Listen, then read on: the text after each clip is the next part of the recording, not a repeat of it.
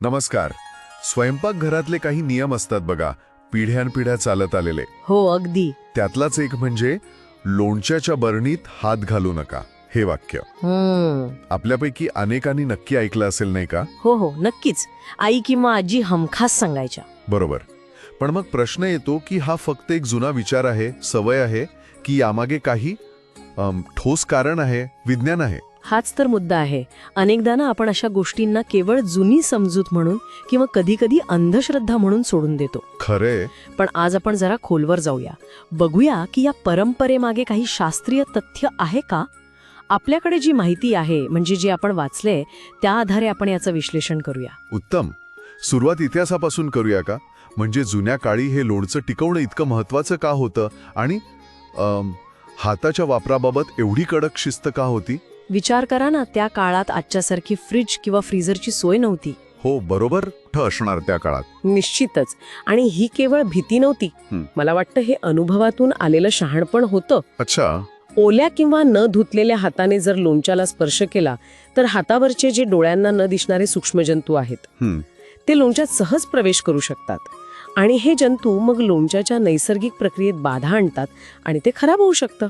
ठीक आहे. म्हणजे हा नियम अनुभवातून आला. पण मग विज्ञान काय सांगतं?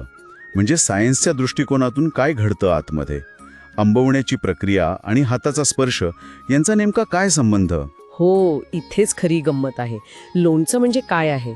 ते एक प्रकारचं आंबवलेलं अन्न आहे, म्हणजे फर्मेंटेड फूड. बरोबर. ह्या प्रक्रियेमध्ये ना लॅक्टोबॅसिलस सारखे उपयुक्त बॅक्टेरिया फार महत्वाची भूमिका बजावतात. ओके. हे बॅक्टेरिया काय करतात तर एक विशिष्ट वातावरण तयार करतात, ज्यामुळे लोणचं टिकतं आणि त्याला त्याचा तो खास आंबट तिखट स्वाद येतो. आणि ह्यात मीठ आणि तेल यांचे योग्य प्रमाण पण मदत करतं. ते एक असं वातावरण बनवतात जिथे बहुतेक हानिकारक जंतू वाढूच शकत नाहीत. अच्छा. म्हणजे ही एक नाजूक बॅलन्सची गोष्ट आहे आतमध्ये. मग यात आपल्या हाताचा स्पर्श कसा काय अडथळा आणतो? बरोबर. आपल्या हातांवर नैसर्गिकरित्या अनेक प्रकारचे सूक्ष्मजंतू असतातच आणि सोबत ओलावा असतो, पाणी असतं. हो. जेव्हा आपण हात बरणीत घालतो तेव्हा हे बाहेरचे जंतू आणि पाणी ते लोणच्यात मिसळतं. ओके. हे अतिरिक्त पाणी किंवा हे जे नको असलेले जंतू आहेत ते आतल्या चांगल्या म्हणजे लॅक्टोबॅसिलस सारख्या बॅक्टेरियांच्या वाढीसाठी अडथळा निर्माण करतात. म्हणजे त्यांचं काम बिघडवतात. अगदी. इतकंच नाही तर यामुळे बुरशी म्हणजे फंगस किंवा ईस्ट सारख्या गोष्टी वाढायला एकदम पोषक स्थिती निर्माण होते. अरे देवा. आणि मग लोणचं बेचव होतो किंवा मग पूर्णपणे खराब होऊन जातं. अच्छा.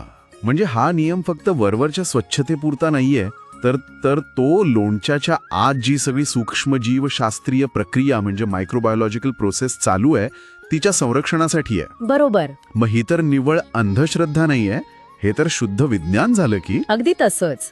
हा अनुभवावर आणि निरीक्षणावर आधारलेला निष्कर्ष आहे, ज्याला आता विज्ञानाचा भक्कम आधार मिळालाय. म्हणजे पिढ्यानपिढ्यांच्या अनुभवातून आलेला हा शहाणपणा आहे. कमाल आहे. पण मग आजच्या काळात हे किती लागू होतं? म्हणजे आता आपण सर्रास चमचे वापरतो, बरण्या पण पूर्वीपेक्षा जास्त हवाबंद असतात, क्लिपवाल्या वगैरे. मग आताही इतकी काळजी घेणं गरजेचं आहे का? चांगला मुद्दा आहे. खरंय की तंत्रज्ञान बदललं आहे, आपल्या सवयी पण बदलल्या आहेत. आपण चमचा वापरतो हे खरंय. हो. पण आजही जे मूळ तत्व आहे ना ते बदललेलं नाही. आजही सल्ला काय दिला जातो की लोणचं काढताना जो चमचा वापरणार तो कोरडा आणि स्वच्छ असावा. बरोबर. कोरडा चमचा घे हे ऐकतोच आपण. हो, कारण चमचा ओला असेल किंवा समजा त्यावर आधीच्या पदार्थाचे काही कण असतील तर ते सुद्धा लोणच्यातल्या त्या सूक्ष्मजीवांच्या नाजूक वातावरणात गडबड करू शकतात. अच्छा.